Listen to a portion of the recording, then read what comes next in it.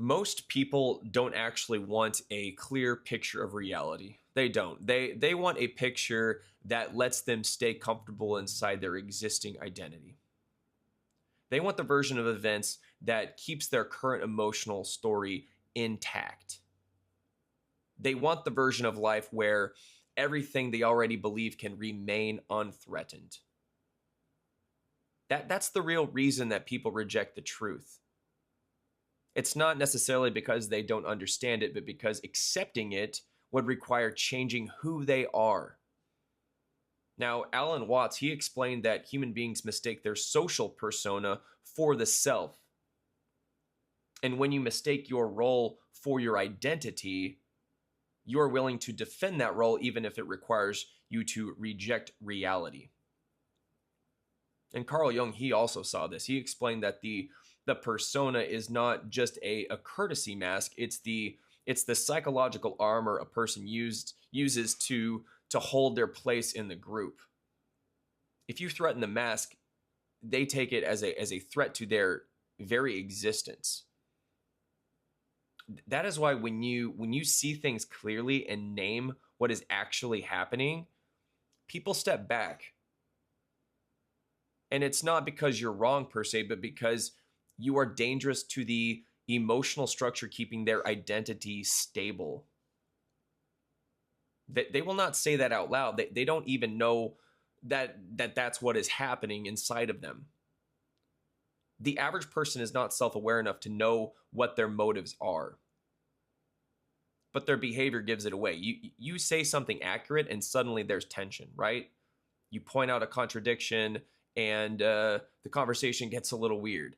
You stop playing along with the socially acceptable falsehood, and people immediately treat you as intense or negative or too serious. Have you heard any of those labels? What that really means is, like, the translation to what that is you broke the shared illusion. That's what you did. There is a hierarchy of values in the human social world. And what's crazy is most people, they rank belonging above truth and comfort above clarity. Because here's the thing, most people, they want the group to reflect back to them a picture that keeps their identity coherent. They want their self-concept protected and their emotional equilibrium protected. That's why people who see through the illusion, they pay a pretty heavy cost. When you start seeing clearly, you stop being easily manipulated by social pressure, and people who cannot live without that pressure will not know what to do with you. And other than to distance themselves, people distance themselves because you no longer operate inside the script that they need to feel safe. You no longer cooperate with their self-deception, and you're no longer feeding into the system of mutual avoidance where everyone silently agrees to ignore the truth because it's far easier for them to maintain the illusion. So yeah, when you opt out of that, people will label you as intense or a problem in a sense. They'll label you all kinds of things: intense, too much, things like that. But yeah, there is a stage where this becomes confusing because you think to yourself, why are people uncomfortable?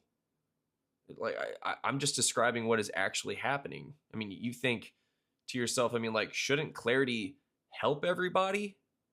And you would think, but yeah, you assume that other adults want accuracy and that they want honest evaluation of reality, but most don't.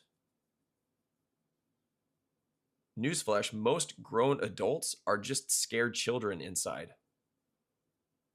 They need group. They need the group to validate their worldview and to confirm the narrative they already believe. They need social agreement more than they need truth. And This is where the isolation begins. You start to notice that the more precisely you speak, the less people can handle you. And it's not because you're attacking them, but because your presence makes them confront the parts of their life they'd rather not look at. Does that sound familiar? I mean, so you want to be accepted, and so you begin self-editing. You start withholding parts of your perception.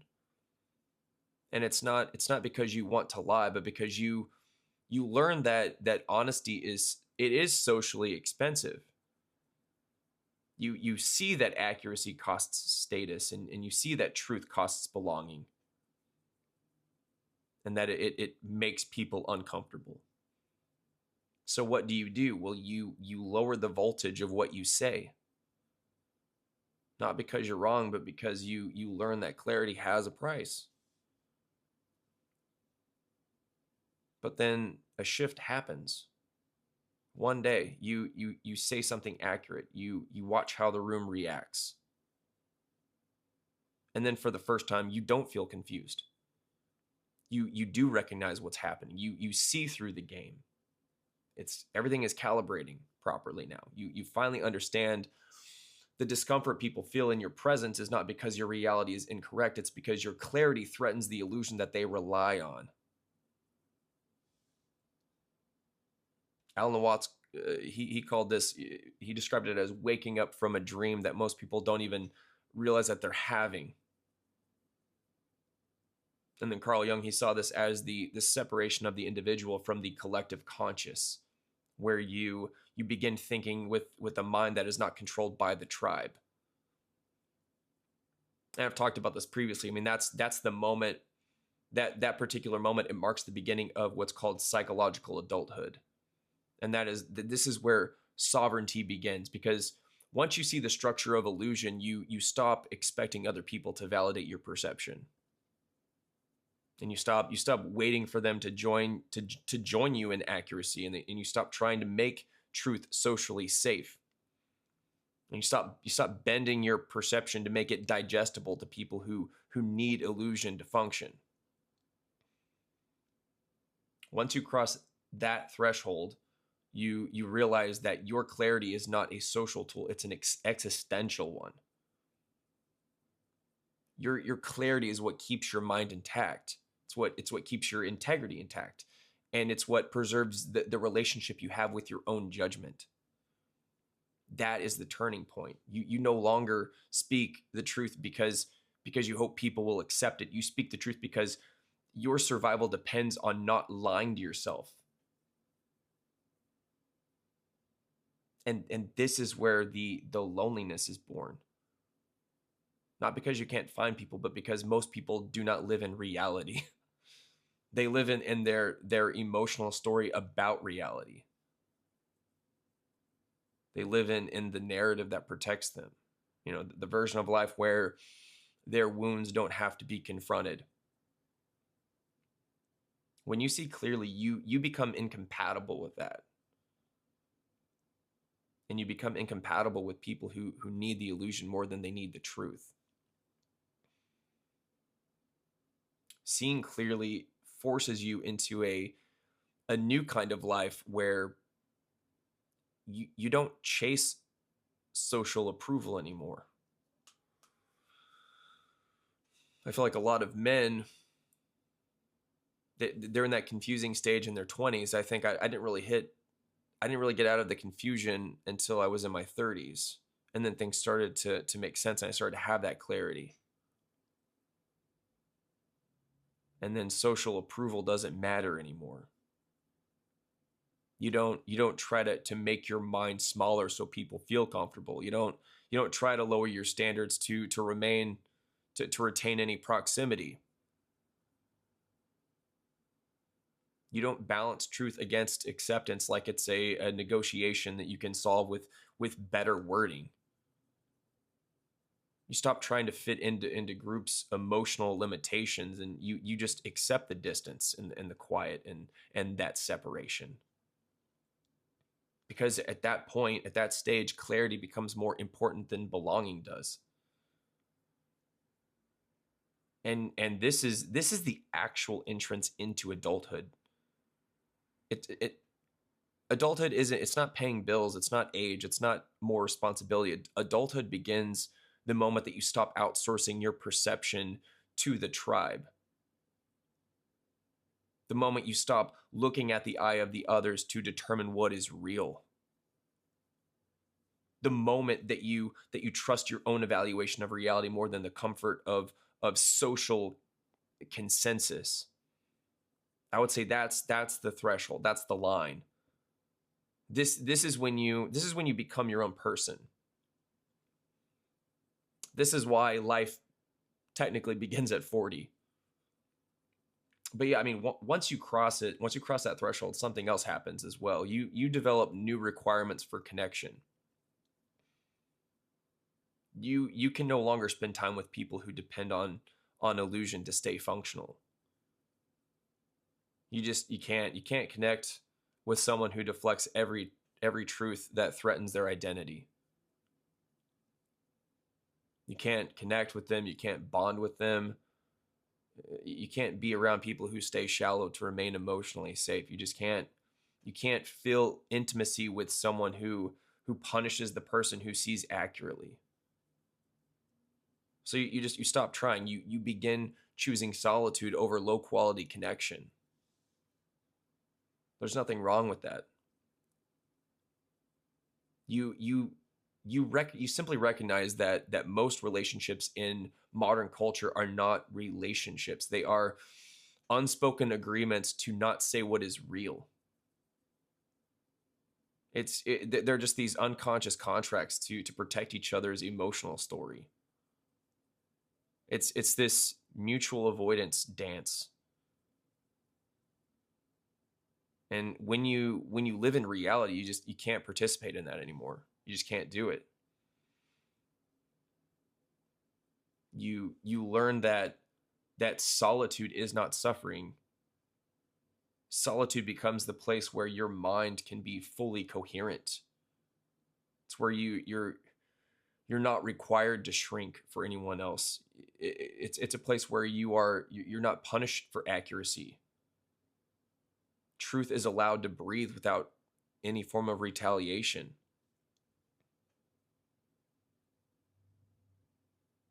And you stop feeling alone when you start respecting your own mind. The loneliness, it goes away when you stop betraying your perception.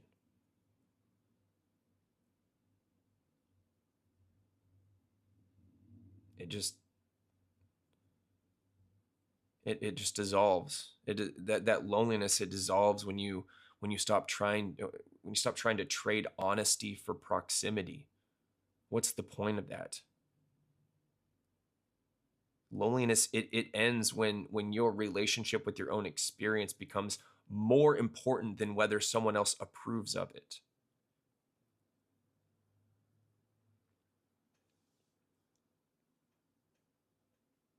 You begin to learn that the only real danger is self-abandonment.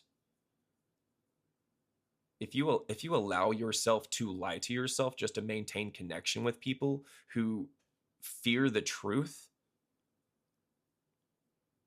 you destroy the only instrument you have for navigating reality, your own cognition. That destruction is catastrophic. Betraying your own mind to keep the peace is much more lethal than sitting at a table alone with your thoughts.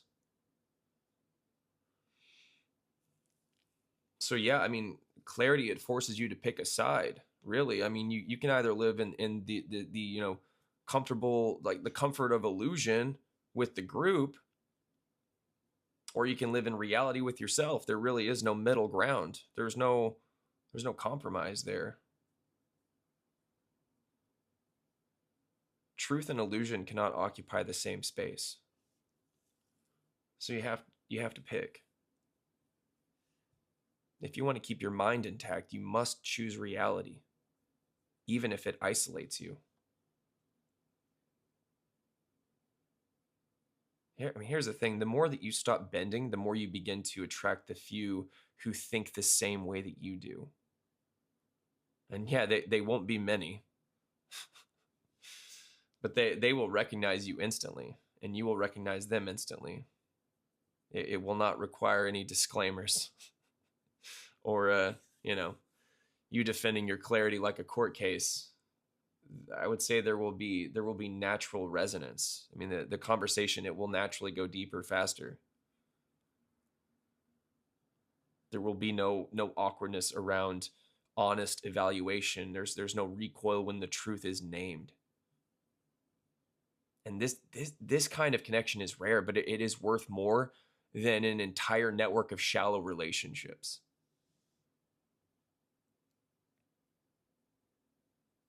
Those are the only real allies you ever need. This is what Alan Watts was actually pointing at when he said the self is not the mask. And this is what Carl Jung meant by the individuation process. Seeing reality clearly is the initiation into adulthood. The cost is that you lose belonging with the people who refuse to wake up. But the reward is that you gain belonging with yourself. You gain your own respect. You gain your own authority and your own stability. Once you stop needing the world to approve of your clarity, the world loses control over you. They cannot bribe you into acceptance. They cannot punish you with rejection. They cannot manipulate you with disapproval. You become someone who will sit alone rather than betray your own perception. You become someone who is no longer hostage to the tribe. And that, my friends, is actual freedom. Freedom is not doing what you want. Freedom is thinking what is true without needing permission. Freedom is seeing reality accurately and refusing to dim the lights so others can stay asleep. Freedom is choosing the truth even when it costs approval. Because approval can't save you. Approval cannot save you. But self-honesty can. This is the price, and this is the power. Once clarity matters more than belonging, you stop living in their illusion and you begin living in your reality. You begin living in reality. You become sovereign. You become independent. You become someone who can carry truth cleanly without apology and without compromise. You become someone who would rather walk alone in truth than together in falsehood. That is what it means to see clearly.